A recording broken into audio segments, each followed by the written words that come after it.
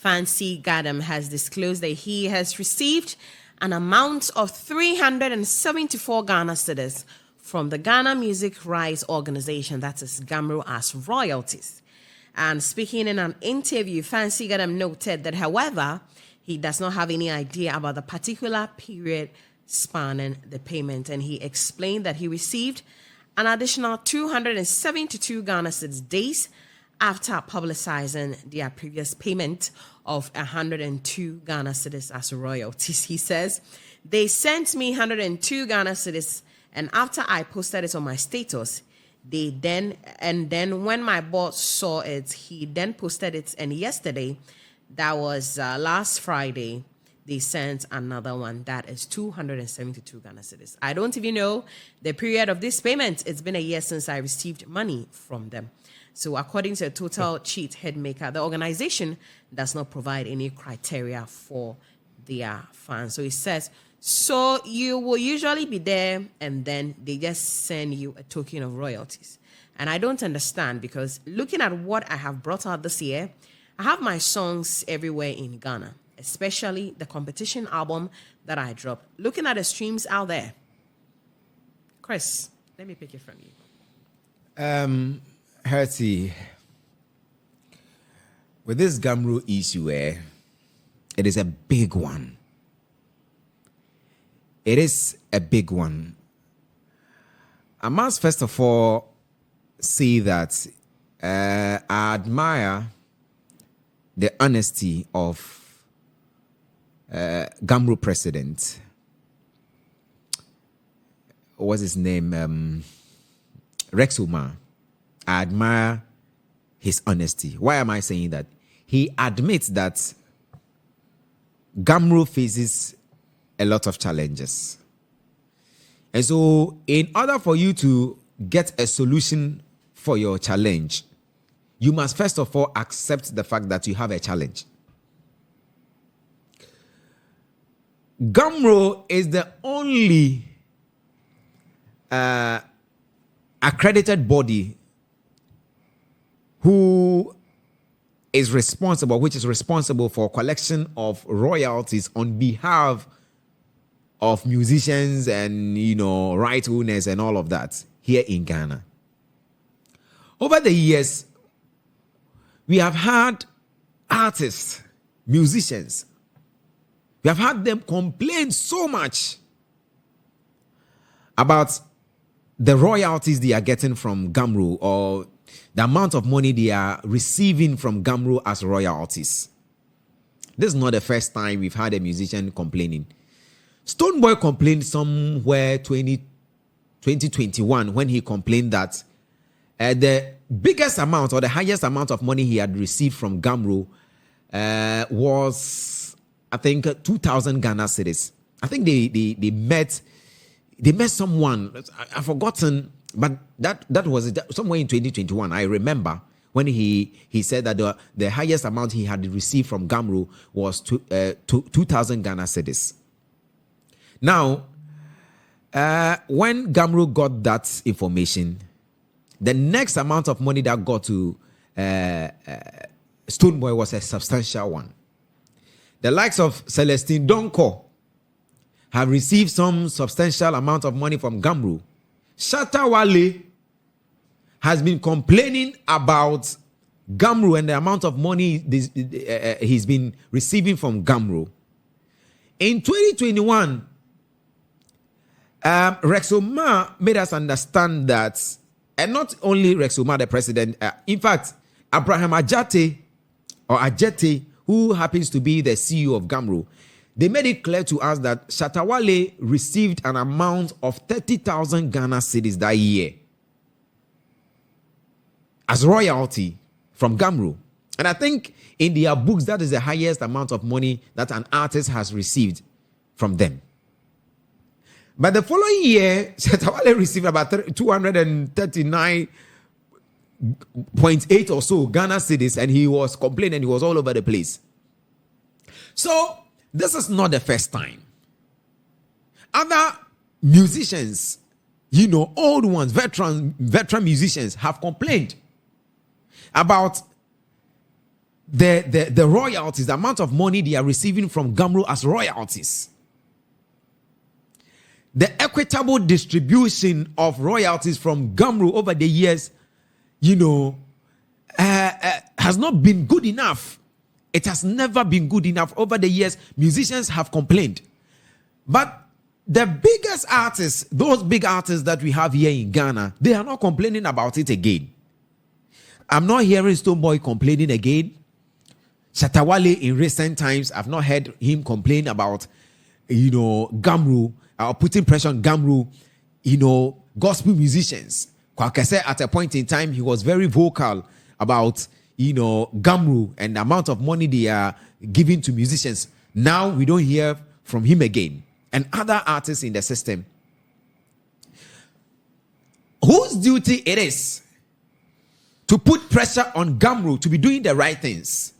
GHAMRO they have enumerated some points in the past that they were having problems with monitoring, the system digitally. They brought some company from South Africa, is it Kopasa or something like that? They brought that company from South Africa to help in the collection because they didn't have that system. And that Kopasa was having that system. When they came on board, they were able to accumulate about $490,000 within some short space of time. What happened? And this thing I'm talking about was somewhere in 2022 or 2021. I start to be corrected, but it's around 2021, 2022.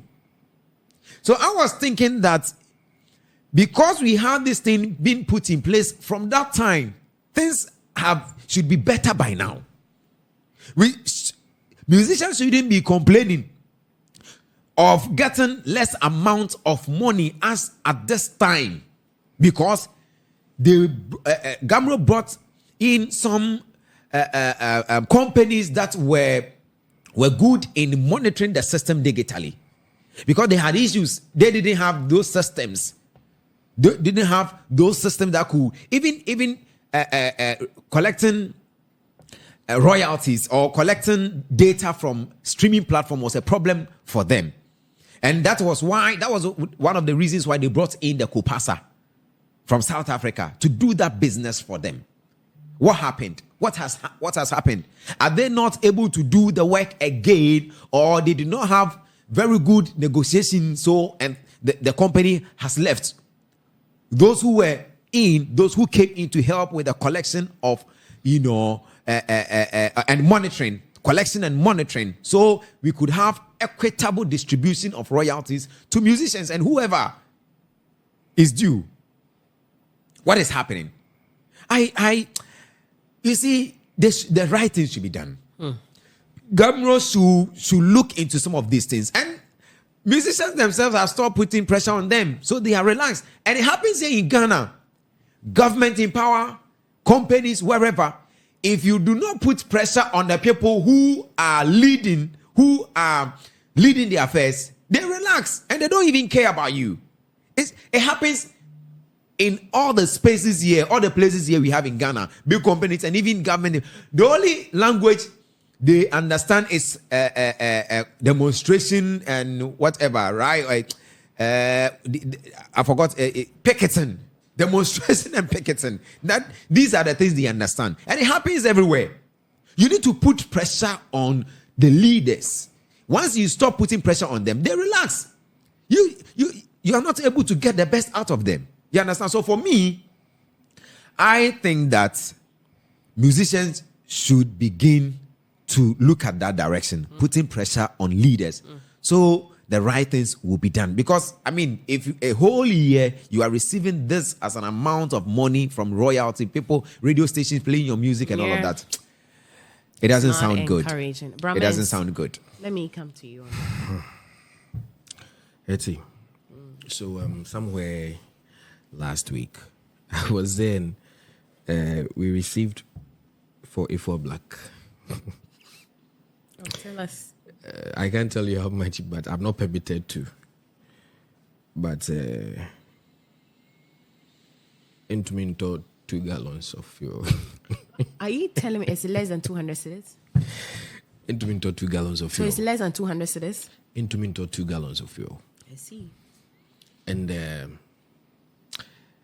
it is very sad that in an era like this, an age like this, where technology is basically at the fingertips of everybody, everything can be done.